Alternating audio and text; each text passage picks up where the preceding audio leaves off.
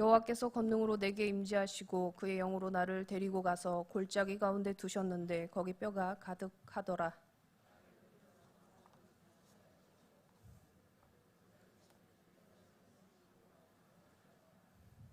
그가 내게 이르시되 인자야 이 뼈들이 능히 살 수 있겠느냐 하시기로 내가 대답하되 주 여호와여 주께서 아시나이다.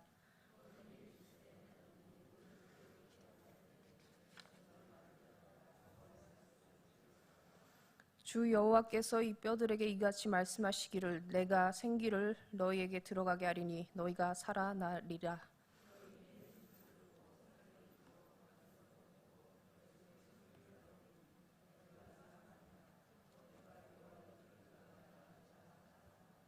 이에 내가 명령을 따라 태어나니 태어날 때 소리가 나고 움직이며 이 뼈 저 뼈가 들어맞아 뼈들이 서로 연결되더라.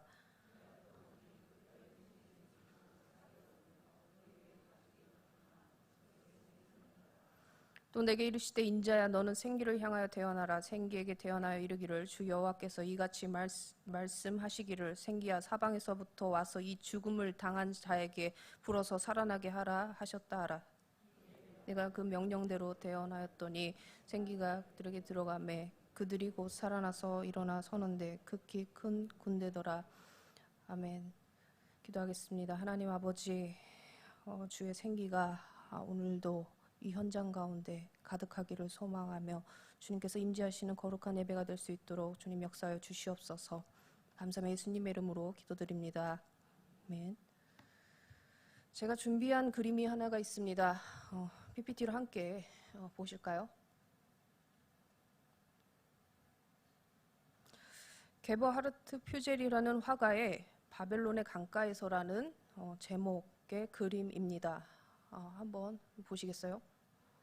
절망에 가득 차고 엄청난 시리에 빠진 모습을 굉장히 잘 묘사했다고 느껴지는 그림입니다. 이 그림을 계속 보다 보면 얼마나 고통스러운지, 얼마나 처절한지 그 고통이 느껴지는 것만 같습니다. 시편 137편 1절에 보면 우리가 바벨론의 여러 강변 거기에 앉아서 시온을 기억하며 울었도다. 그렇게 말씀이 기록되어 있습니다. 이 그림 속의 유다 백성들은 이 절망적인 상태, 그 예루살렘의 멸망으로 인하여서 포로가 되어버린 사건을 통해서 이런 현상이 일어났습니다. 나라를 잃어버린 상실감.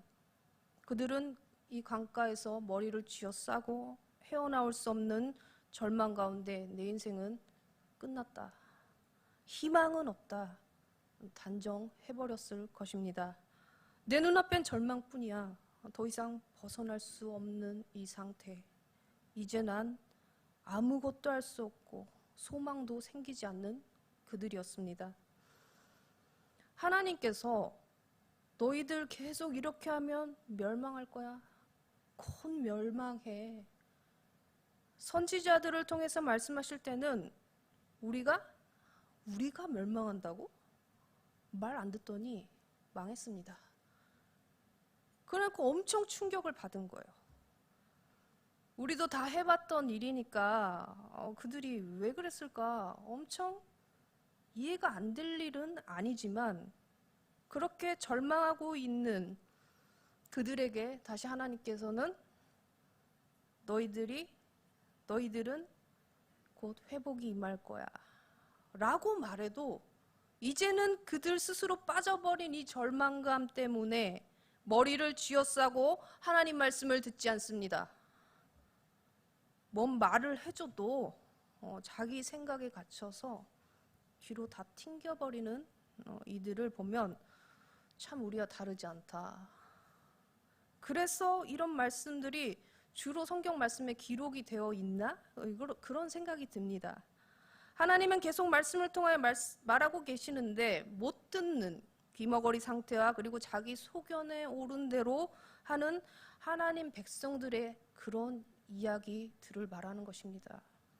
그런 절망의 순간을 묵상하고 또 묵상하면서 완전한 패배의식에 빠져버린 바벨론 강가에 그발 강가에 거기서 여호와의 말씀이 부시의 아들의 에스겔에게 특별히 임했었습니다.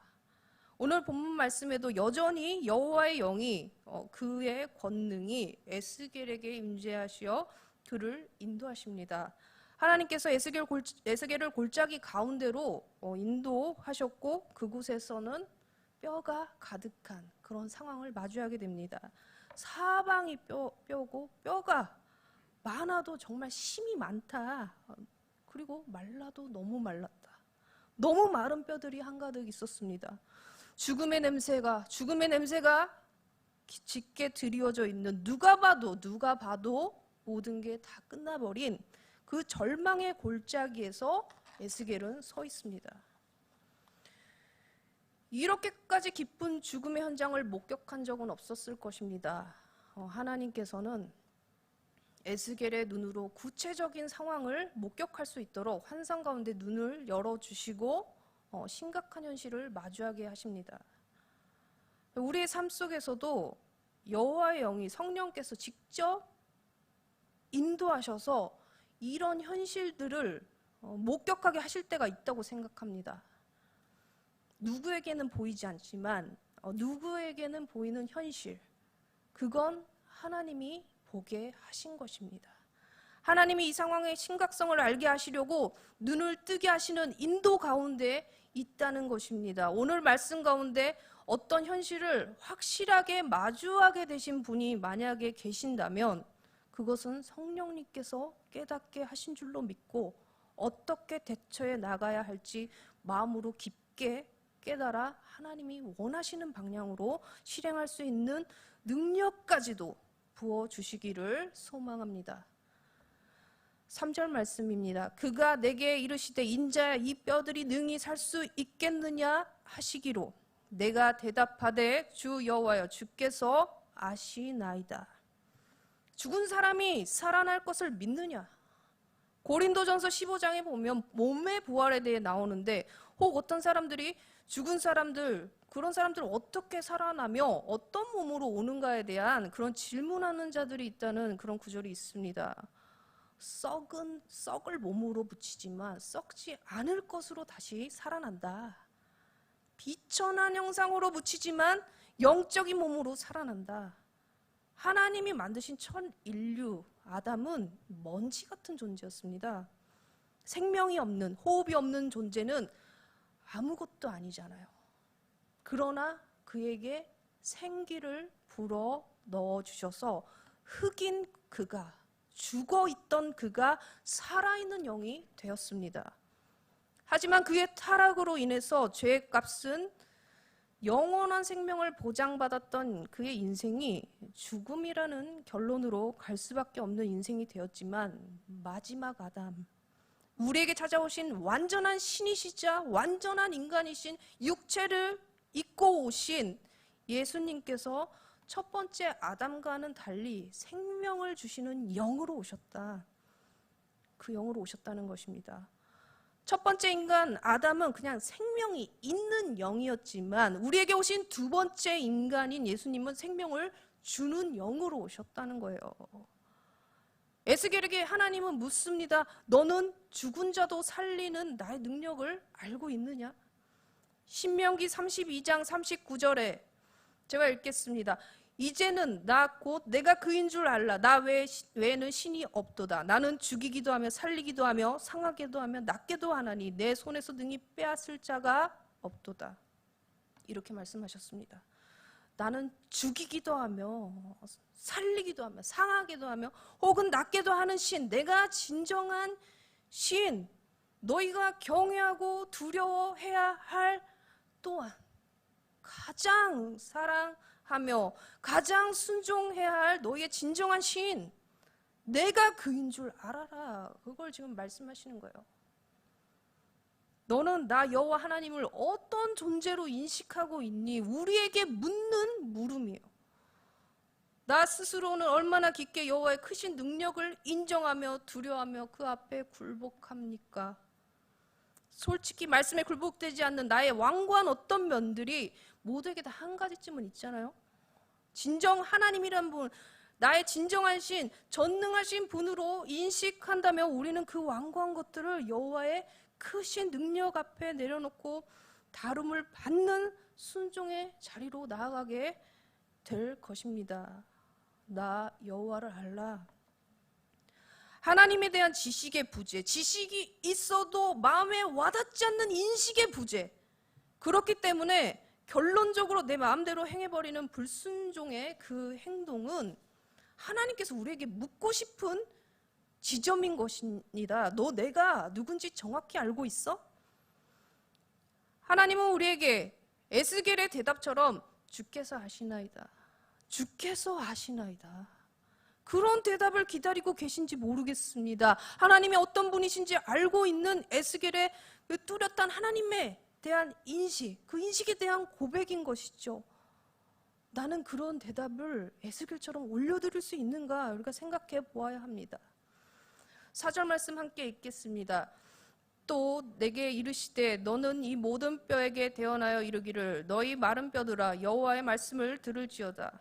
하나님이 에스겔에게 말씀하십니다. 너 가서 이 뼈들에게 말해. 죽어있는 마른 뼈들에게 여호와의 말씀을 들으라고 말해. 에스겔은 의아했을 거예요. 사람의 형상으로도 보여지지 않는 이미 다 죽어서 백골이 된 뼈들에게 생명이 없고 귀도 없어. 귀가 없어서 들을 수 없는 그 뼈들에게 대체 왜 말을 하라고 하시는 것이지? 나는 하나님이 하실 역사에 대한 신뢰도 있고 믿음도 있고 그래서 순종을 할 거긴 하지만 그도 정확히 무슨 상황인지는 이해가 안 갈 수도 있는 상황이죠. 지금 이 상황이. 요한복음 5장 28절에 이를 놀랍게 여기지 말라. 무덤 속에 있는 자가 다 그의 음성을 들을 때가 오나니 라는 말씀이 있습니다. 부활의 때에는 무덤 속에 있어 죽은 지 오래되고 다 썩어서 백골이 된 그 뼈들이 여호와의 음성을 들을 때가 온다. 너는 가서 전해. 여호와의 말씀이 전해지고 들을 때가 지금이야. 에스겔에게 선포하라고 하십니다. 말씀이라는 것이 그렇습니다. 에스겔 본인도 하나님이 어떻게 하시겠다는 것인지 정확한 이해는 없어도 주께서 하시는 일에 대한 엄청난 믿음과 그 순종에 대한 마음이 있었어요. 그래서 여호와 영이 그를 붙들고 인도하셔서 그를 세우셔서 쓰시잖아요. 그렇게 에스겔은 하나님의 하게 하신 말씀을 대언합니다. 하나님은 그때나 지금이나 소망 없는 영혼들을 깨우시는 일을 말씀을 통해서 계속하고 계시다는 거예요. 지금도 동일합니다.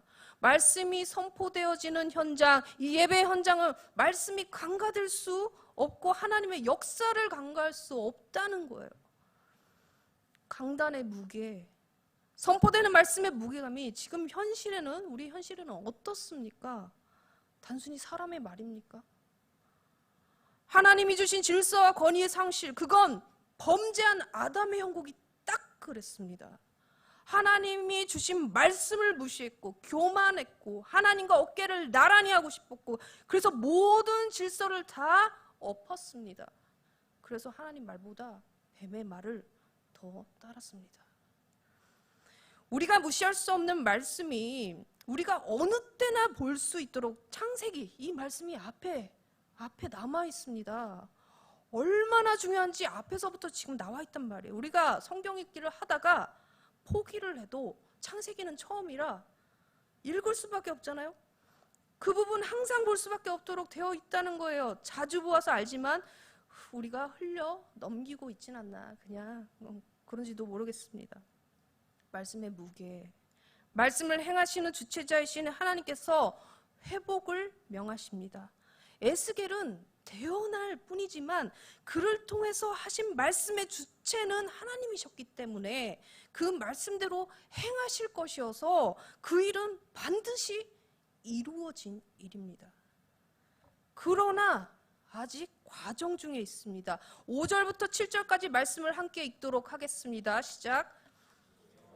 이 뼈들에게 이같이 말씀하시기를 내가 생기를 너에게 들어가게 하리니 너희가 살아나리라.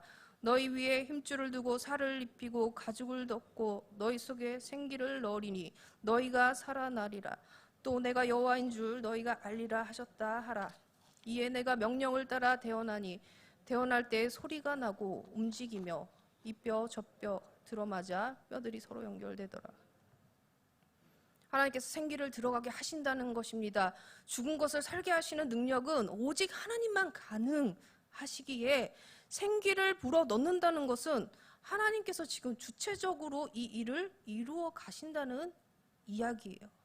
그발 강가에서 절망에 고통에 신음하면서 주저앉아 있던 이스라엘 백성들, 내가 다시 살게 하겠다. 내가 다시 살게 하겠다. 약속하시는 것이죠.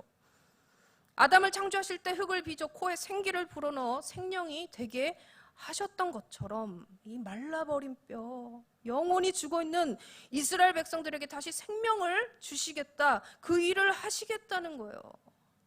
그래서 하나님이 에스겔에게 보여준 환상 가운데 조각난 마른 뼈들이 사람의 이 형상을 갖추기 위해서 뼈들이 서로 맞춰지고 힘줄과 살과 가죽이 입혀지게 하셨던 거예요. 그런데 문제는 무엇입니까? 8절에 겉모습은 사람의 모양을 갖추었으나 아직까지 생기가 들어가지 않아 생명이 있는 모습이 되지 않았다는 거예요. 9절 말씀 함께 읽겠습니다. 또 내게 이르시되 인자야 너는 생기를 향하여 대언하라. 생기에게 대언하여 이르기를 주 여호와께서 이같이 말씀하시기를 생기야 사방에서부터 와서 이 죽음당한 자에게 불어서 살아나게 하라 하셨다라. 인간의 육심이 껍데기 같은 것을 입고 있어서 얼핏 보면 사람 구실 제대로 하고 있는 것 같지만 처음에 제가 초반에 보여주었던 그 그림을 보면 사람의 육신의 형태는 있고 숨을 쉬고 있는 것처럼 보이고 온전한 사람처럼 보이지만 저들의 영혼은 한없이 바닥이며 절망이며 죽음의 그늘 아래 놓여진 포로된 자들의 모습일 뿐이었습니다. 에스겔서에 나라를 잃어 포로된 자, 자유가 없어 절망하고 있는 하나님의 백성들의 절규를 우리가 말씀 가운데 보게 되었지만 이건 죄의 문제를 해결받지 못한 인생, 그래서 본향이 어딘지 모를 정도로 방향을 잃어버린 인생들을 예로 보여주고 있는 것입니다. 신앙의 껍데기는 있어도 정작 하나님의 어떤 분이신지, 하나님 나라의 통치가 무엇인지, 그것이 나의 삶에 어떤 연관이 있는지 전혀 삶에, 그리고 자기 자신의 자아와 영혼에 적용 못하는 자들을 위한 그런 메시지를 보내고 있습니다. 우리가 교회 생활을 잘한다고 신앙이 좋습니까? 아까 보셨잖아요. 힘줄과 살가죽 다 뼈에다 입혀놔서 사람의 형체가 갖추어져 있어도 생기가 없다. 신앙생활을 해도 성령의 통치하라, 여호와의 영이 인도하시는 대로 살아가지 못하는 어줍잖은 상태인지도 모른 채 나는 성령의 인도함과 통치를 받고 있어 자신하면서 교만에 빠져서, 그런 나를 하나님은 뭐라고 하시는지, 그런 나를 주변 사람은 뭐라고 하는지, 정말 성령의 인도함을 받는 하나님의 사람이라고 지칭하는 건 아닌지도 모르면서 나는 성령의 사람이라고 자아도취에 빠져 들고 있는 이 시대의 교회들을 향해 하고 계신 말씀은 아닐런지 모르겠습니다. 요한계시록 3장 1절에서 3절까지의 말씀 우리 함께 읽어보시겠습니다. 사대교회 사자에게 편지하라. 하나님의 7 영과 7 뼈를 가지신 이가 이르시되 내가 내 행위를 아노니 내가 살았다 하는 이름을 가졌으나 죽은 자로다. 너는 일깨어 그 남은 바 죽게 된 것을 굳게 하라. 온전한 것을 찾지 못하였노니 그러므로 내가 어떻게 받았으며 어떻게 들었는지 생각하고 지켜 회개하라. 만일 깨지 아니하면 내가 도둑같이 이르리니 어느 때에 내게 이를지를 내가 알지 못하리라. 너는 살아있다고 말하는데 실상은 죽은 자야. 정신 차려. 하나님 앞에 내 행위에 온전한 것을 찾을 수가 없어. 그러니 제발 너의 상태, 현실을 직면하여서 회개하지 않으면 내가 언제 급작스럽게 찾아올지 모르잖니. 교회를 향한 경고의 말씀, 그 또한 나를 두고 하시는 말씀이시죠. 한 사람 한 사람이 모여서 교회가 몸된 교회를 이루는데 이 교회 전체를 온전하게 이루어 가는 데 있어서 나라는 한 사람이 중요하죠. 7절 말씀 우리 다시 한번 보실까요? 이에 내가 명령을 따라 대언하니 대언할 때 소리가 나고 움직이며 이 뼈 저 뼈가 들어맞아 뼈들이 서로 연결되더라. 여기서 우리가 다시 보려는 대목은 무엇이냐면 우리가 회복이 일어날 때 소리가 나고 움직임이 있다는 거예요. 지금 골짜기 안에 뼈들이 다 죄다 엉켜 있는 상황이잖아요. 마른 뼈들이 심이 많았는데 세월이 오래 지나니까 뼈들은 자연히 섞였겠죠.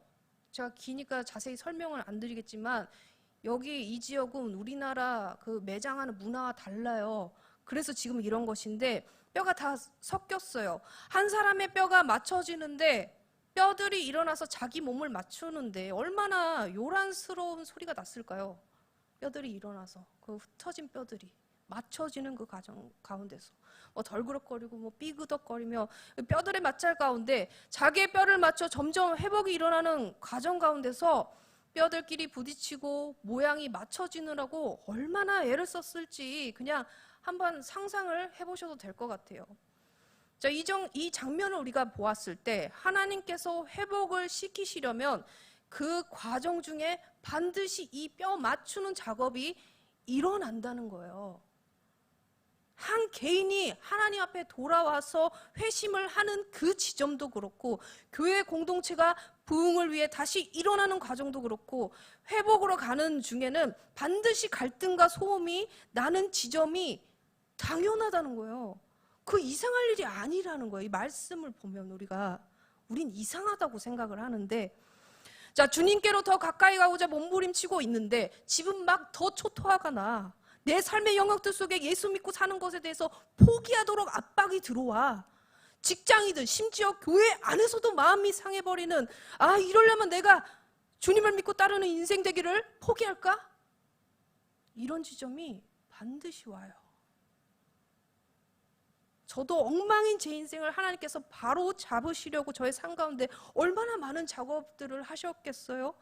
제대로 뼈를 맞추기 위해서 저의 심령을 살리기 위해서 얼마나 하나님께서 많은 작업을 하셨는지 내면의 소음과 갈등, 막 마음 볶이는 일들이 엄청 많이 일어났어요.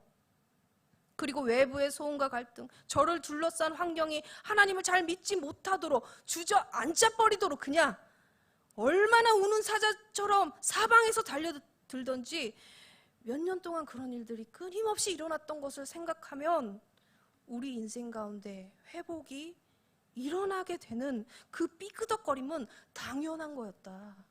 당연하다. 이상할 일이 아니다. 그러니까 우리는 힘을 내야 돼요. 주저앉지 말고 힘을 내야 돼요. 에스겔의 이 말씀은 너무나 당연하고 우리가 깊게 상고해 보아야 한다는 결론이 났단 말이에요. 단편적인 예를 들어볼까요? 우리가 다 와닿는 그런 말로 예를 하나 들자면 저희 중고청 수련회 이번 주 목요일부터 갑니다. 자, 수련회를 선포하고 난 뒤에 아이들의 반응을 아십니까?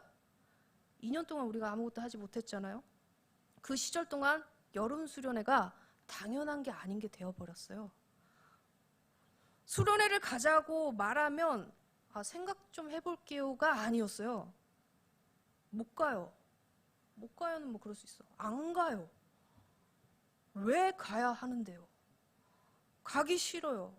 다 이런 반응이었어요. 전에는 뭐 생각 좀 해볼게요. 뭐 아이들이 그랬는데 코로나로 인해서 정체되어 있는 2년의 세월 동안 우리 아이들의 마음을 다 바꿔 놓았다는 거예요. 그런 상황들을 하나하나 눈앞에서 대응하는 교사 선생님들의 마음이 상하고 또 마음이 상하는 교사들을 보면서 저도 마음이 상하고 심지어 저는 제가 사역을 시작하고 나서 중고등부 사역만 8년을 했는데 이제 그만해야 되겠다. 중고등부 사역 이제 다 내려놔야 되겠다. 낙심이 되어가지고 포기하고 싶은 마음까지 들더라고요. 제가 에스겔처럼 주께서 아시나이다 이렇게 믿음의 고백을 했었어야 됐는데 에스겔이 아니라서 그런지 믿음의 고백이 잘 나오지 않더라고요. 하지만 2달여 동안에 하나님께서 뼈 맞추는 작업을 하셨습니다. 이번 중고등부 수련회 아이들과 섬기는 권사님들과 여러모로 아이들을 이동시켜 주시고 같이 참여하면서 기도하시겠다고 출입하는 인원만 40명 가까이 됐습니다. 지금 2달여 동안 하나님께서 모두의 마음을 만지셔가지고 학부모님들의 적극적인 설득과 기도 그리고 교사 선생님들의 노력 각자 맡은 영역에서 무던하게 애를 썼던 청년들 이 과정 중에 마음속의 갈등과 외부적인 갈등은 필수 사항이어서 뼈 맞춰지는 소리가 많이 났어요. 나쁜 의미라기보다는 무언가를 하려면 의견의 조율은 필수잖아요. 이번에 특별히 제가 감동되었던 부분은 청년들이었습니다. 제가 해학교회 6년째인데 저와 같이 중고등부 생활하던 친구들이 대부분 다 청년부로 올라가 있어요. 그래서 제가 보기에 다 중고등부 친구들 같아요. 청년부도. 아직도 애기들 같고 그래요. 항상 어려 보이기만 했던, 그래서 하나하나 다 챙겨줘야만 할 것 같았던 이런 걱정이 많았었는데, 아이들이 힘을 내서 일을 척척 해내는 것을 보고 야, 언제 자라서 이렇게 다 어른이 되었나, 그런 생각이 들더라고요. 스스로 막 일을 해내면서 막 즐거워하고 뿌듯해하는 것을 보면서 저는 이제 한이 없다. 내가 너무나 바라고 고대하던 모습들이 내 눈에 보는 때가 오는구나. 마음이 너무 좋더라고요. 공동체가 부흥하기 위해서는 반드시 뼈 맞추시는 하나님의 인도하심이 있고, 그 과정 중에 소리는 좀 있겠지만 정말 다양한 각도에서 하나님의 일하심을 민감하게 본다면 그 즐거움은 이루 말할 수 없을 것입니다. 시작은 눈에 보이는 마른 뼈 골짜기, 그 골짜기 보고 한숨이 가득했지만 이내 하나님의 일하심이 기도하는 물결을 타고 각 자리에서 사람들을 불러 세우시고 뼈를 맞추시는 하나님의 은혜가 이번 수련회 과정 중에 가득 임했습니다. 이제 가면 돼요. 그래서 끝까지 기도해 주셔야 돼요. 코로나 때문에요. 날씨 때문에요. 저는 솔직히 과정 중에 은혜를 많이 받아서 굳이 수련회를 안 가도 될 것 같아요. 그래도 가야겠죠. 성령 하나님께서 운행하실 때는 기도만 하고 움직이지 않는 것이 아니라 기도와 함께 행동을 반드시 하게 하신다. 뼈가 맞춰줄 때는 반드시 움직이는 액션이 일어난다. 그것을 아셔야 됩니다. 하나님은 말로만 야, 너 그렇게 해. 잘하고 있네. 이렇게 방관자처럼 계시는 분이 아니에요. 깊게 개입하셔서 움직임을 일으키셨다. 그래서 내가 하나님 손에 움직여지는 뼈 한 조각이라도 되어졌다면 그게 얼마나 놀라운 은혜입니까? 그게 복이에요. 그게 하나님이 하시는 일에 내 손으로 동참되어지는 게 은혜라는 거예요. 내 손을 들어서 사용하신다는 것이 기적과도 같은 일인 것이죠. 10절 말씀 함께 읽어보도록 하겠습니다. 이에 내가 그 명령대로 대언하였더니 생기가 그들에게 들어가매 그들이 곧 살아나서 일어나 서는데 극히 큰 군대더라.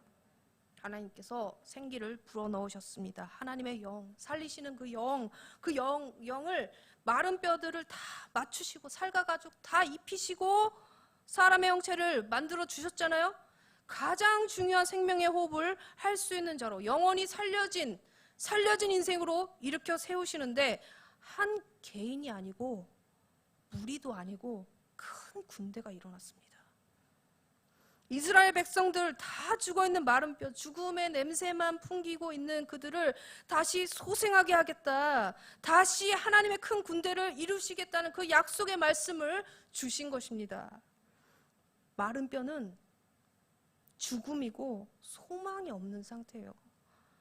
정말 우리의 상태가 마른 뼈와 같이 소망 없는 상태에서 우리 영혼은 그 죽음의 상태였잖아요. 원래는 하나님과 단절된 인생, 소망 없는 인생. 하지만 하나님께서 그의 능력으로 우리의 형체도 온전하지 못한 그 흩어진 뼈들을 다 맞추시면서 결국 자신의 영을 불어 넣어주시는 그 은혜 때문에 우리가 살게 되었다는 거예요. 그 은혜를 깨달았다면 우리가 어떻게 살아가야 될지 방향은 정해지는 거 아니에요? 당연한 거죠. 방향이 정해지죠. 방향 정해지는 거예요. 우리를 살리시는 영으로 성령님을 보내셔서 개인의 어그러진 상태들 바로 맞추시려는 그 은혜가 나 자신에게도 또한 우리 공동체에도 크게 역사하실 것입니다. 내가 어긋나 있습니다. 내가 뼈들이 다 어긋나 있습니다. 뭔지 모르겠지만 내가 스스로 어긋나 있습니다. 하나님께서 뼈를 맞추실 거예요. 맞추시고 생기를 불어넣어 주실 거예요. 우리 공동체에 부흥을 꿈꿉니다. 하나님께서 뼈 맞추시고 소음은 일어날 수 있어요. 무서워하지 마세요. 소음을 무서워하지 마세요. 담담하고 담대하게 그럴 수 있다. 내 마음이 뒤틀리는 일도 있고 다른 사람 마음이 뒤틀리는 일도 있고 당연한 거다 그거. 에스겔서가 그걸 보여주고 있잖아요. 우리 공동체에 크게 역사하실 것입니다. 이미 역사하신 하나님의 일으키심을 경험하는 은혜에 함께 동참하는 내가 될 것인가? 그건 선택하시면 돼요. 그런 내가 되게 해달라고 소망 없는 내 삶에 새 생명을 허락하신 예수 그리스도의 놀라운 사랑을 기억하면서 우리가 함께 그 내용을 담은 찬양을 하시고 함께 기도하도록 하겠습니다.